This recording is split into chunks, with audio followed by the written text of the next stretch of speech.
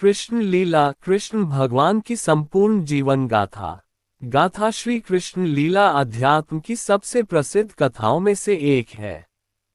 कृष्ण को लोग बिल्कुल अलग अलग रूपों में देखते थे। आइए पढ़ते हैं कृष्ण की कहानियां और जानते हैं कि दुर्योधन, शकुनी और शिखंडी जैसे लोग उनके बारे में क्या कहते थे।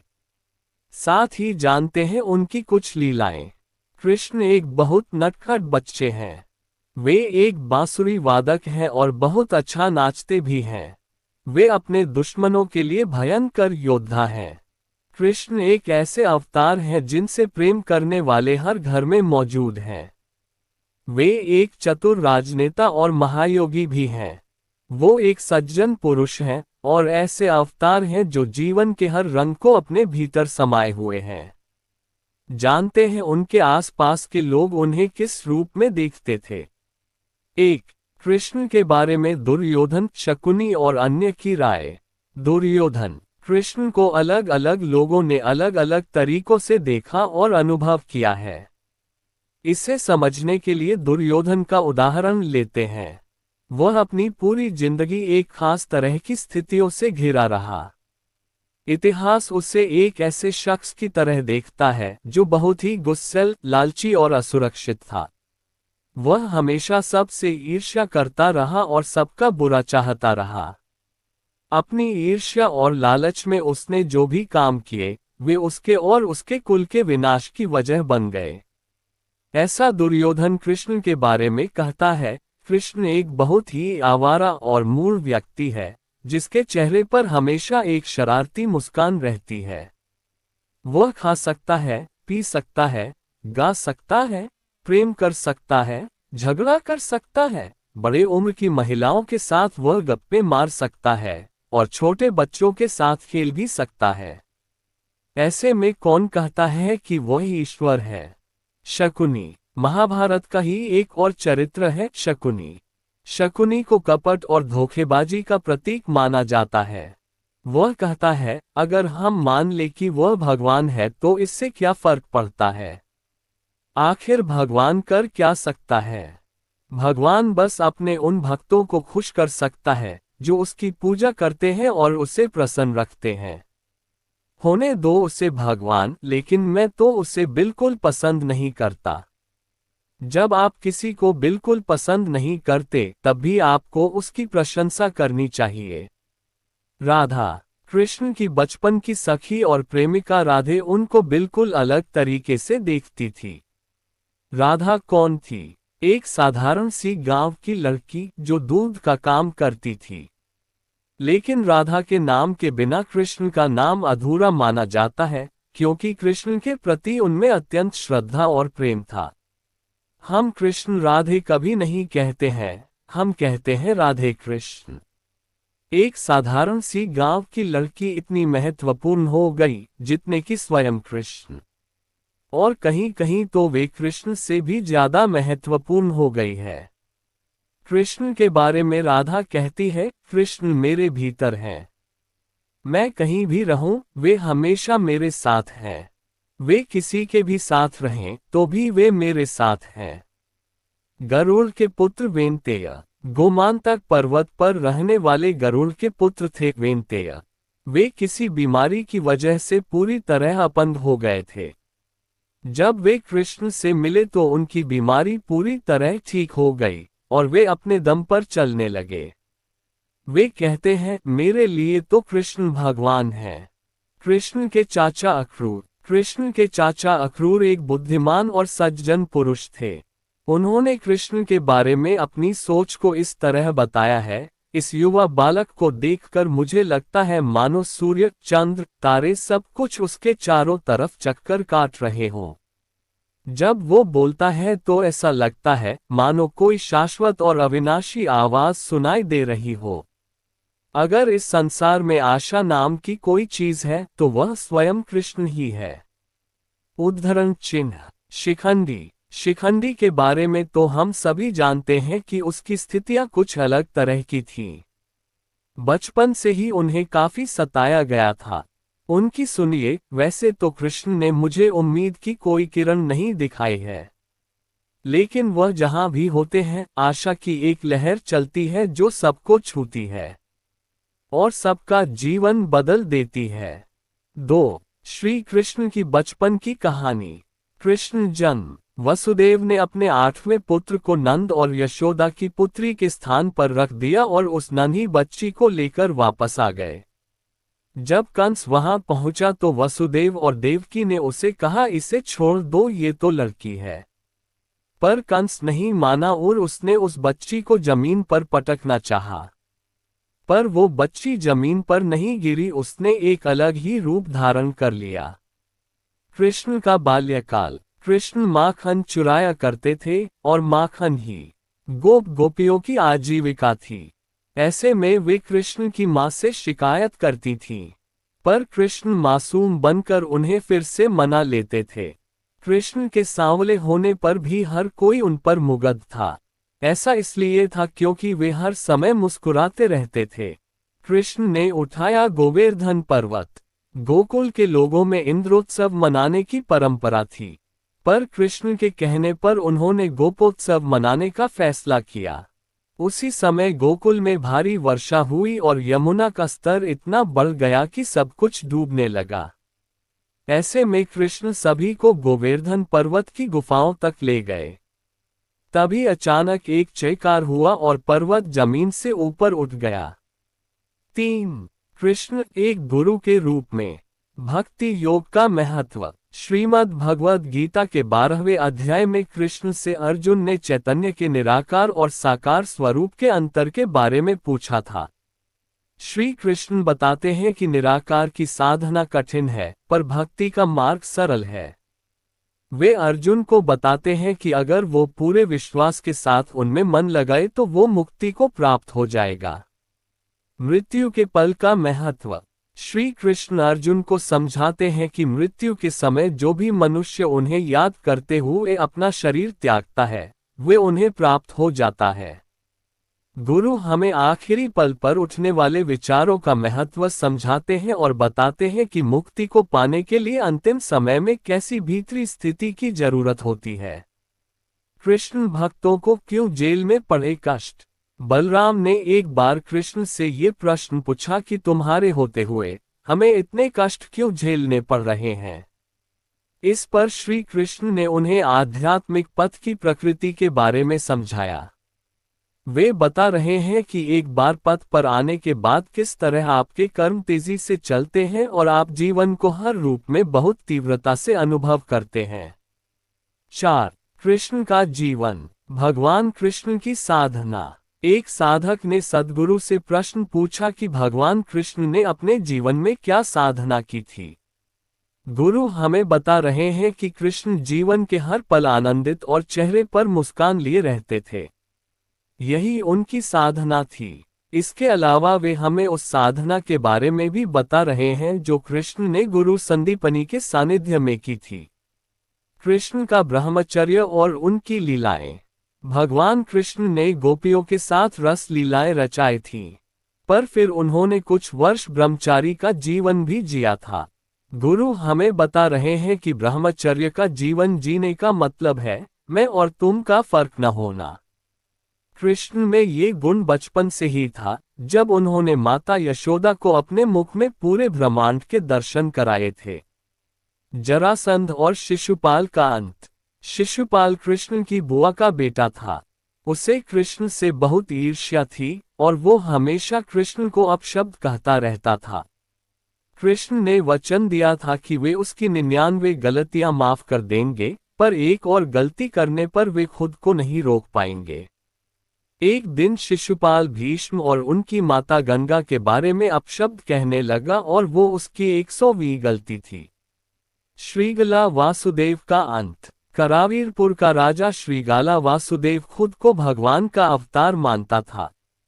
उसे यही लगता था कि असली वासुदेव वही है जिसके बारे में भविष्यवाणी की गई थी। एक बार श्री कृष्ण और श्रीगला आमने सामने आए और श्रीगला ने कृष्ण पर बाण चलाने शुरू कर दिए। कृष्ण ने इशारों से उसे समझाना चाहा, पर वो नहीं माना। आखिरकार कृष्ण ने सुदर्शन चला दिया। 5. कृष्ण लीला की कहानी। कृष्ण के जीवन में महिलाएं। कृष्ण और राधे। कृष्ण ने राधे से विवाह करने का फैसला अपने माता पिता को बता दिया था, लेकिन फिर गुरु गर्गाचार्य ने जब ये बताया कि वे तारनहार हैं, तो उनके भीतर एक रूपांतरण हुआ और उन्होंने अपना फैसला बदल लिया। कृष्ण और शैब्या। करावीरपुर के राजा श्रीगला वासुदेव को मारने के बाद कृष्ण शैब्या को अपने साथ अपनी बहन बनाकर ले गए थे। पर शैब्या कृष्ण से क्रोधित थी क्योंकि वो श्रीगला को भगवान मानती थी। श्री कृष्ण ने एक दिन उसे श्रीगला की एक मूर्ति भेंट की और उसकी पूजा करने को कहा। फिर धीरे धीरे उसमें रूपांतरण आने लगा। कृष्ण और यशोदा। जब कृष्ण छोटे बालक थे तब यशोदा के भीतर मातृत्व का प्रेमपूर्ण भाव था, लेकिन कृष्ण जब एक युवा में रूपांतरित हुए तो यशोदा भी एक गोपी की तरह उनसे जुड़ गईं। कृष्ण और रुक्मणी। रुक्मणी ने कृष्ण को तब देखा था जब वे 12 वर्ष की थीं। उसी समय रुक्मणी ने ये निर्णय कर लिया था कि वे श्री कृष्णा से ही विवाह करेगी, लेकिन उसके घरवालों ने रुक्मणी का कहीं और विवाह करने का फैसला किया। आखिरकार कृष्ण ने उन्हें उस स्थिति से निकाला। 6. कृष्ण की कृपा। द्रौपदी का चीरहरण बचाया। कृष्ण ने पांडवों और कौरवों के बीच के जुए के खेल में हार जाने के बाद दुशासन ने द्रौपदी का चीरहरण करने का प्रयास किया। उस समय कृष्ण वहां मौजूद नहीं थे, वे द्वारका में थे। गुरु हमें बता रहे हैं कि अगर शिष्य दीक्षित हो तो कैसे कृपा गुरु की मौजूदगी के बिना भी काम कर सकती है। वे बताते हैं कि ऐसा जरूरी नहीं कि जिसके माध्यम से कृपा कार्य कर रही है उसे उस समय इस बात की जानकारी हो। कृष्ण का नीला रंग। कृष्ण को जहां भी चित्रित किया जाता है उन्हें नीले रंग का दर्शाया जाता है। गुरु हमें बता रहे हैं कि नीला रंग कृष्ण से कैसे जुड़ा है। वे बता रहे हैं कि समस्त ब्रह्मांड को समाहित करने की उनके क्षमता के कारण उनका आभामंडल नीला हो गया था। कृष्ण की त्रिवक्रा पर कृपा। त्रिवक्रा मथुरा में रहती थी और वो किसी बीमारी की वजह से अपंग हो गई थी। उसे किसी ने बताया था कि वसुदेव पुत्र श्री कृष्ण तारनहार है और वे उसे मुक्त कर सकते हैं। गुरु हमें बता रहे हैं कि कैसे त्रिवक्रा ने कृष्ण को देखते ही पहचान लिया और फिर कृष्ण ने उसके अंगों को ठीक कर दिया। क्यों झेलने पड़े कृष्ण को कष्ट? एक साधक ने प्रश्न पूछा कि अवतारी पुरुष जैसे कृष्ण और शिव भी कष्ट झेलते हैं। मनुष्यों के ऊपर कष्ट उनके प्रारब्ध की वजह से आते हैं, फिर अवतारों के जीवन में कष्ट क्यों आते हैं? सद्गुरु बता रहे हैं कि शरीर धारण करने पर वे भी भौतिक जगत के नियमों के अंतर्गत आ जाते हैं। कृष्ण भक्त मीराबाई की कथा। मीराबाई को उनकी मां ने बचपन में कृष्ण की छवि की ओर इशारा करते हुए कहा था, ये तुम्हारे पति हैं। उस दिन से ही मीरा ने उन्हें अपना पति मान लिया और ये भक्ति इतनी गहरी हुई कि विष का प्याला भी उन पर बेअसर हो गया। भगवान श्री कृष्ण की ऐसी 10 लीलाएं जिनसे लोगों ने इन्हें भगवान माना। भगवान राम और श्री कृष्ण दोनों ही भगवान विष्णु के अवतार माने जाते हैं। न भगवान राम ने कभी इस बात को नहीं जताया कि उनमें ईश्वरीय शक्ति है। राम ने सामान्य मनुष्य की भांति पत्नी के राह में आंसू बहाए, पत्नी के योग में भूमि पर सोए, दूध भेजकर शत्रु की ताकत का अंदाजा लिया। न श्री कृष्ण ने समय समय अद्भुत लीला खाकर लोगों को श्वास लाया कि वह 16 कलाओं से संपन्न मानव नहीं, महामानव विष्णु के अवतार हैं। तो देखिए भगवान श्री कृष्ण की वह 10 प्रमुख लीलाएं, न से लोगों ने इन्हें भगवान माना। भगवान श्री कृष्ण की ऐसी 10 लीलाएं, न से लोगों ने इन्हें भगवान माना। श्री कृष्ण ने कंस के कारावास में जन्म लिया और इनका जन्म होते ही कारावास के दरवाजे खुल गए और प्रहरी गहरी नींद में सो गए। साथ ही आकाशवाणी भी हुई कि बच्चे को नंदगांव में नंदराय जी के घर पहुंचा दो और नंदराय की नवजात कन्या को लेकर आ जाओ। ये श्री कृष्ण के महामानव होने का पहला संकेत था। कंस को जब कृष्ण जन्म की सूचना ली तो पूतना नाम की राक्षसी को कृष्ण को मारने के भेजा। पूतना ने कृष्ण को चुरा लिया और अपने वक्ष पर जहर लगाकर उन्हें अपना दूध लाने लगी। श्री कृष्ण ने पूतना के वक्ष स्थल से उसके प्राण ही खींचे और विशालकाय राक्षसी खुद मृत्यु को प्राप्त हो गई। जिन्होंने श्री कृष्ण की इस लीला को देखा वह हैरान था, क्योंकि पूतना ने नंदगांव के सभी नवजात बच्चों को मार डाला था। नन्हे कृष्ण ने पूतना को ही यमपुरी पहुंचा दिया। उसी समय से लोगों ने कहना शुरू कर या कृष्ण सामान्य मनुष्य नहीं, कोई महामानव है। या नाग को कंस ने यमुना में भेज दिया। इसके जहर से यमुना का जल काला पड़ गया। इस जल को पीने से पशु पक्षी और लोग मरने लगे। नंदगांव के लोग सोचने लगे कि अब गांव छोड़कर कहीं और बसना पड़ेगा। न श्री कृष्ण को ऐसा होना मंजूर नहीं था। एक न खेल खेल में श्री कृष्ण यमुना नदी में कूद पड़े और पहुंच गए या नाग के सामने। या का वध कृष्ण करने ही वाले थे कि नाग कन्याएं प्राण की रक्षा की प्रार्थना करने लगी। श्री कृष्ण ने या को नंदगांव से दूर जाने के एक कहकर माफ कर दिया। या ने श्री कृष्ण के सामने रथ झुका लिया और श्री कृष्ण ने या के फन पर खड़े होकर नटराज के रूप में नृत्य करना शुरू कर दिया। नंद गांव के लोगों ने जब इस दृश्य को देखा तो हैरान रह गए।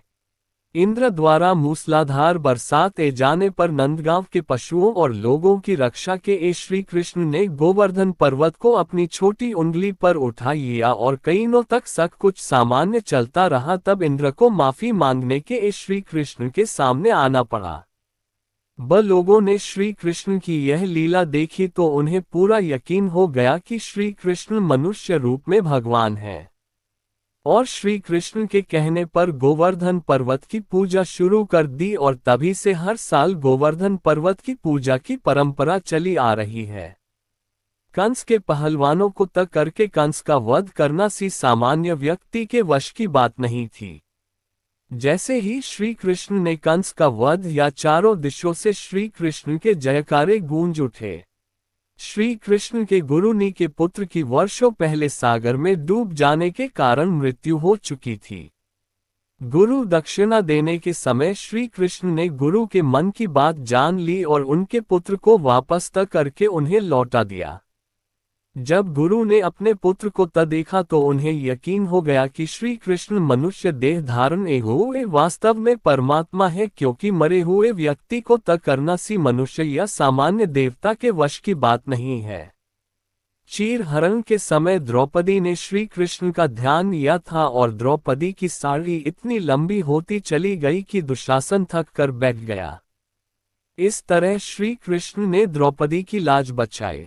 द्रौपदी और श्री कृष्ण की इस लीला से कौरवों की पूरी सभा ने श्री कृष्ण को भगवान रूप में जाना। पांडवों के दूत बनकर जब श्री कृष्ण दुर्योधन के पास पहुंचे तो दुर्योधन ने श्री कृष्ण को बंदी बनाने का आदेश दिया। इस समय श्री कृष्ण ने अपना वीर रूप धारण करके पूरी सभा को हैरान कर दिया। इस समय भीष्म और दुर ने श्री कृष्ण को विष्णु रूप में देखा। महाभारत युद्ध के दौरान हर न मूंगफली खाकर युद्ध में मरने वालों की संख्या की भविष्यवाणी करना ये भी बताता है कि श्री कृष्ण मानव नहीं महामानव हैं। श्री कृष्ण की सबसे भव्य लीला थी उनका राठ रूप धारण करके अर्जुन को जीवन और मृत्यु के रहस्य का बोध करना। श्री कृष्ण का राठ रूप साक्षात उनके परब्रह्म परमेश्वर होने का सबूत देता है और इसके बाद कोई शक नहीं रह जाता कि श्री कृष्ण मानव देह में श्री विष्णु के अवतार हैं।